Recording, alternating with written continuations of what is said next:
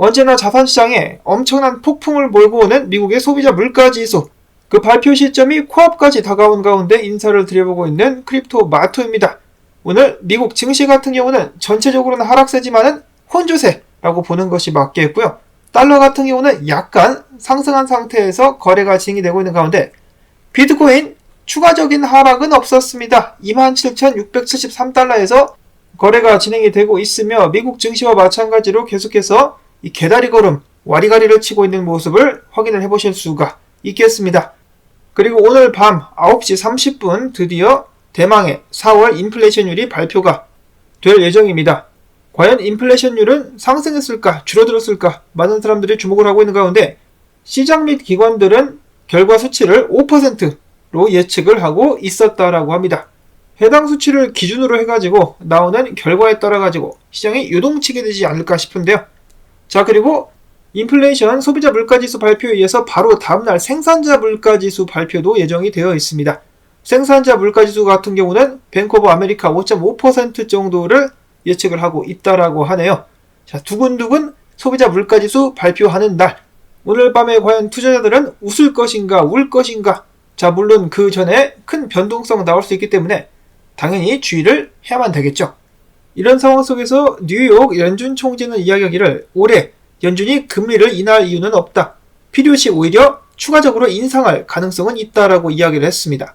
그 이유는 바로 인플레이션 때문이다라고 말은 하는데 아마 본인도 알고 있지 않을까 싶습니다. 미국 정부가 지출을 줄이지 않는 한, 특히 인플레이션을 억제시킨다라면서 인플레이션 리덕션 액트를 통해 가지고 돈을 더 풀어버리는 그런 멍청한 짓을 멈추지 않는다라면은 인플레이션은 쉽게 사그라들지 않을 것입니다.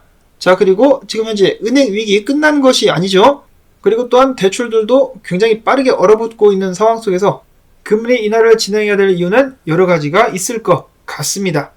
한편 최근에 국왕 찰스 3세 대관식이 엄청나게 자금을 끌어다 쓴 영국 같은 경우 많은 비난을 받기도 했었는데요. 이 시민들 여전히 고통을 받고 있다라고 합니다. 지난달에는 무려 70만 가구가 융자금을 내지 못했다라고 하는데요.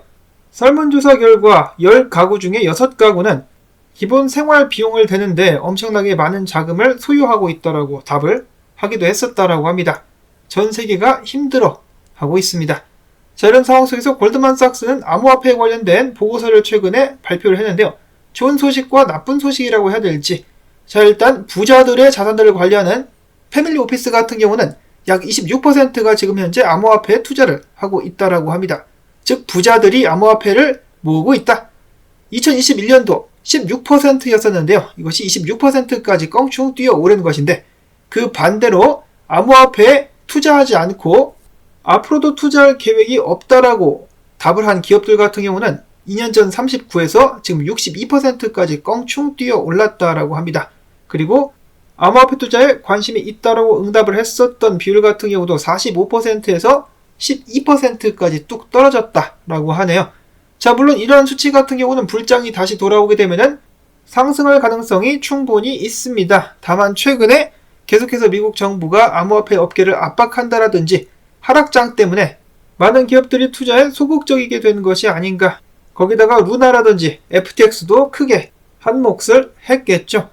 다음으로 해서 최근까지 영국의 중앙은행 같은 경우는 암호화폐에 대해서 굉장히 적대적인 모습을 보여주고 있는 가운데 이와는 반대로 영국의 대형은행인 스탠다드 차타드 같은 경우는 최근에 이렇게 이야기를 했다라고 하는데요. 지난 3월부터 시작해가지고 친암호화폐 은행들이 죄다 망했다. 실버게이트 뱅크, 실리콘밸리 뱅크, 시그니처 뱅크가 망했는데 이러한 공백을 글로벌 대형 은행들이 메워야 할 의무가 있다. 우리 스탠다드 차타드처럼 대형 금융기관이 이 영역에 뛰어들어야 한다. 대형 금융기관들이 함께 한다면 암호화폐 산업이 성장하는 데 필요한 요소를 적시에 공급할 수 있을 것이며 비트코인은 더 상용화될 것이다라고 이야기를 한 것입니다. 자, 근데 중앙은행들은 비트코인이 상용화되는 것을 원하지 않죠.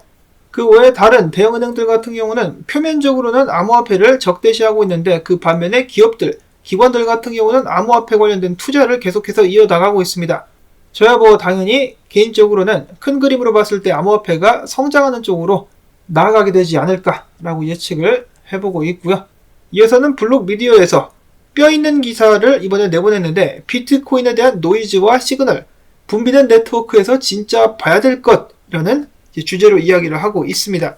자, 무슨 이야기냐? 최근에 비트코인, 블록체인을 기반으로 오디널스, 그 외에 밈코인들이 개발 및 거래가 되기 시작하면서 비트코인 네트워크의 정체 현상 및 수수료를 굉장히 높게 올려버리고 있습니다. 한마디로 단기적으로 혼잡도가 계속해서 올라가고 있다는 것인데요. 과거에 이런 식으로다가 네트워크가 분비가 됐을 때마다 비트코인 가격은 떨어졌었던 이력이 있었다라고 이야기를 해주고 있는 것입니다. 그래서 지금 네트워크가 분비고 있기 때문에 이번에도 가격이 떨어질 가능성이 있지 않겠느냐. 자, 그런데 이것은 잡음에 불과하다. 물론 이런 부분을 활용해가지고 단타를 치는 사람들도 있을 수는 있겠지만은 중요한 것, 비트코인의 가치를 놓쳐서는 안 된다. 이 과정 속에서도 해시레이트는 계속해서 올라가고 있다라고 이야기를 하고 있습니다. 따라서 비트코인 네트워크에 관련된 안 좋은 소식이라든지 그에 따른 가격 하락이 나온다라고 해서 흔들리지 말고 계속해서 비트코인을 모아가면 되겠다라는 것이 중점이라고 볼 수가 있겠는데요. 지금 단기적으로는 혼잡해 보일지 모르겠지만 이런 상황은 지나가기 마련이죠. 만약에 가격이 떨어진다면 저가 매수의 기회가 될 수 있을 것 같습니다. 자, 한편 오디널스가 계속해서 주목을 받고 있는 가운데 한 고래 같은 경우는 30개의 비트코인을 활용해가지고 5만 개의 올디 토큰을 매수를 하기도 했었다라고 하고, 바이낸스 같은 경우도 BRC20를 지원할 것이다라고 발표를 했습니다. 비트코인의 거래 수수료를 높이는 프로젝트를 바이낸스가 지원을 한다라고 해가지고 놀라는 사람들도 있었습니다만은, 바이낸스 같은 경우는 라이트닝 네트워크를 도입한다라고 밝히기도 했었기 때문에 라이트닝 네트워크를 통해서 수수료 비용 및 네트워크 혼잡 문제를 풀어나가려고 하는 것이 아니었을까. 자, 근데 여기서 주목해 볼 수 있는 것은 바이낸스까지 뛰어든다. 그러면은 BRC20 생태계가 커질 수가 있겠습니다. 그 말인즉슨 BRC20 시장에 투자했을 때 크게 돈을 벌 수 있는 가능성이 높아졌다는 것인데요. 그렇기 때문에 지금 올디넌스 토큰을 이 고래가 엄청나게 매수를 한 것이 아니냐라는 예측을 해볼 수가 있겠습니다. 지금 현재 BRC20 같은 경우는 올디넌스가 주도를 하고 있으며 다른 밈코인 등에는 밈, 도모, 날스 등이 있다라고 하네요. 그리고 한편 이 비트코인 네트워크 정체 현상을 두고 코어 개발자들 같은 경우도 논쟁을 이어나가고 있다라고 하는데요. 개발자 중에 알리 셰리프 같은 경우는 개발자들이 나서가지고 지금 개판 아작이 나고 있는 비트코인 플로드에서 가치가 없는 트랜잭션을 제지해야 되지 않느냐. 채굴자들 같은 경우 지금 살판 난 것이 사실이다. 왜냐, 수수료 가격이 올라갔으니까 돈 겁나게 벌고 있는데 BRC20 토큰 거래는 데이터가 매우 작고 쉽게 조작할 수 있다는 위험이 존재하기 때문에 개발자들이 이를 제지해야 된다. 표준에 부합되지 않는 탭루트 트랜잭션을 배제할 수 있는 옵션을 만들어야 된다라고 주장을 했는데요. 그 외에 다른 개발자들 같은 경우는 야, 근데 그렇게 검열을 해버리면은 비트코인의 의의가 없어지는 거 아니겠어? 라고 하면서 반대 의견을 표출을 하고 있다라고 합니다. 자, 과연 그들은 어떤 결론에 도달하게 될 것인가? 다음으로 해서는 바이낸스 US에서 이상한 움직임이 감지가 되었다. 최근에 최대 $700 정도의 프리미엄이 붙었었다라는 것인데요. 비트코인 가격이 다른 거래소에 비교해서 $700 이상 높게 거래가 되었다. 작은 가격은 아닙니다. 자, 근데 제가 최근에 확인을 해본 결과 이 프리미엄 같은 경우는 $100, $200 수준까지 일단 떨어지기는 했었습니다. 자, 근데 그와 동시에 출금이 안 되는 등 거래소 내에 여러 이상 징후가 발생하기도 했었습니다. 그래서 많은 사람들을 불안하게 만들었었다라는 것인데요. 일각에서는 미국의 정보기관이 압박을 넣어서 혹은 조만간에 안 좋은 발표가 나올 것이기 때문에 이런 현상이 일어나고 있는 것이다라면서 이 불안에 떨기도 했었습니다. 즉 미국 내에서 바이낸스 이름을 완전히 지우려고 한다라는 것인데요.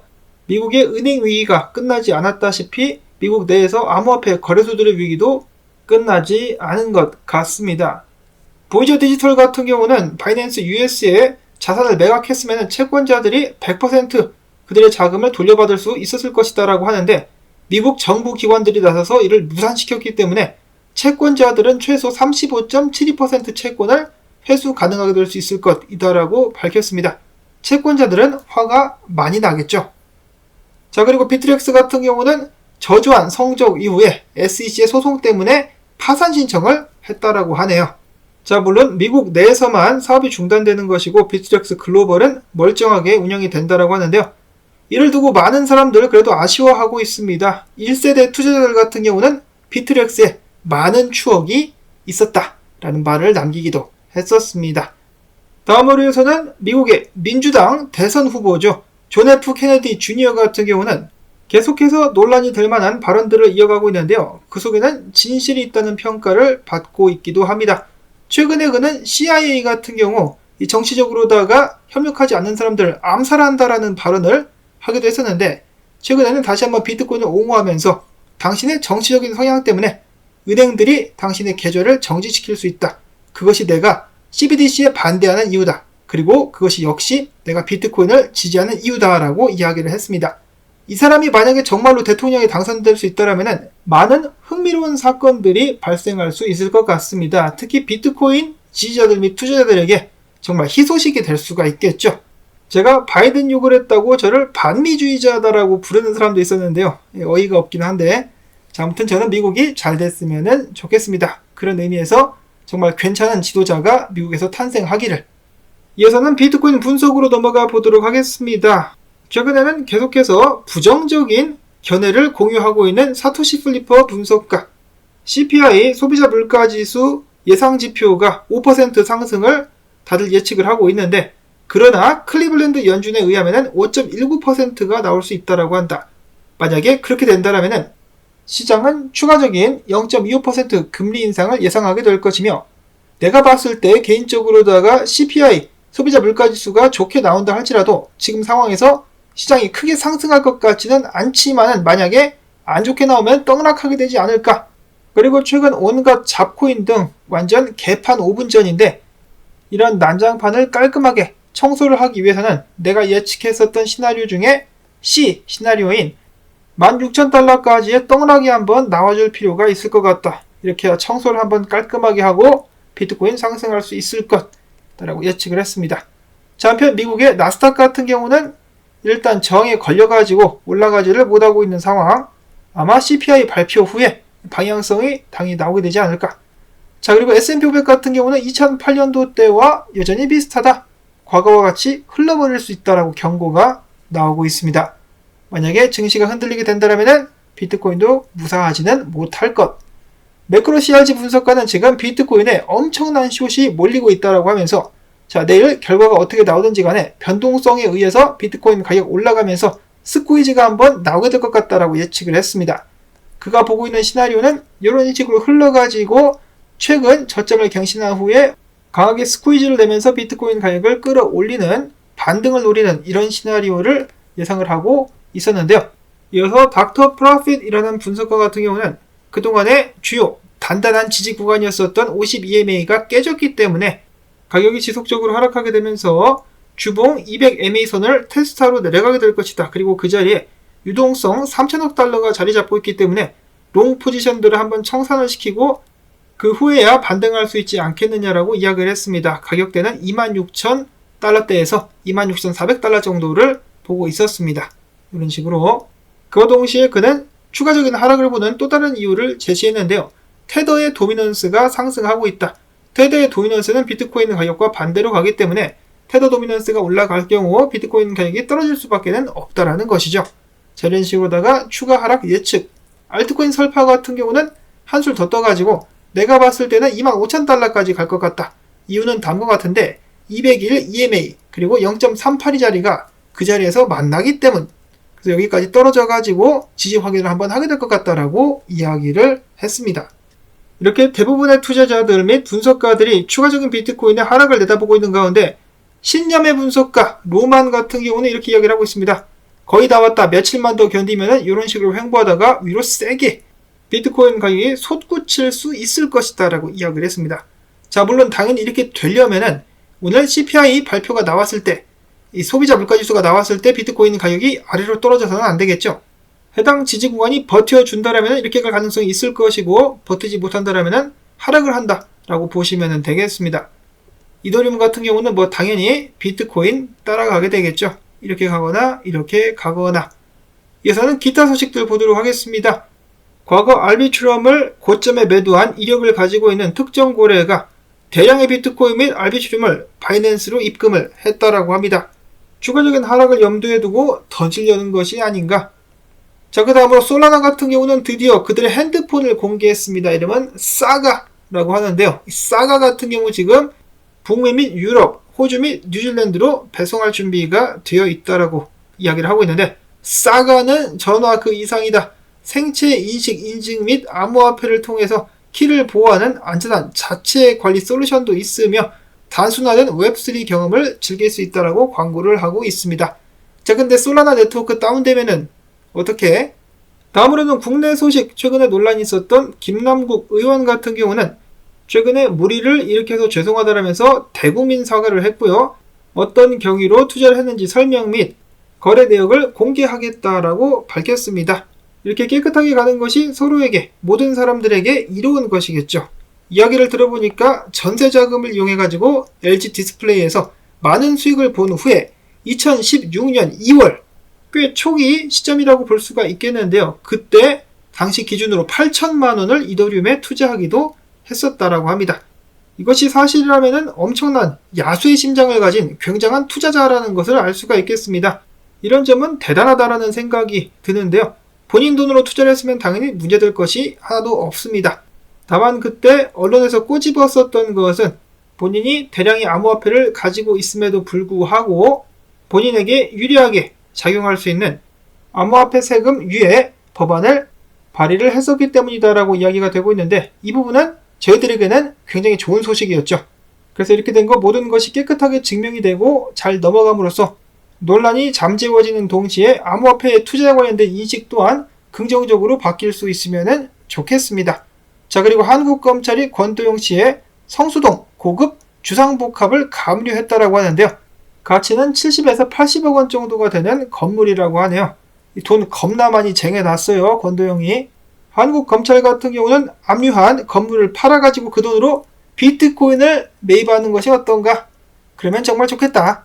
영상이 좀 너무 많이 길어지고 있는데 빨리 마지막 소식 잠깐 전하자면은, 국내에서 계속해서 암호화폐 관련된 사기 사건이 발생을 하고 있다라고 합니다. 주식 투자를 실패한 사람들을 대상으로 보상을 해줄 테니까 특정 코인을 매수하라 라고 하면서 개인정보를 받아간 후 이를 이용해서 대출을 받은 후 그 돈을 꿀꺽하는 보이스피싱 일당들이 활기를 치고 있다라고 합니다. 계속해서 새로운 시나리오를 이용해가지고 사람들의 돈을 갈취하고 있다는 것인데요. 이렇게 뻔히 수법을 걸면은 안 걸릴 것 같은데 걸리는 사람들 의외로 굉장히 많다라고 합니다. 여러분들도 각별히 주의하실 수 있기를 바라면서 오늘 영상 바로 마치도록 하겠습니다. 도움되셨다면 토마토밭 일당 주기 광고 영상 한 편만이라도 마지막까지 재생 꼭꼭꼭 부탁을 드리며 저는 다음에 새로운 소식 가지고 인사를 드리도록 하겠습니다. 안녕히 계십시오.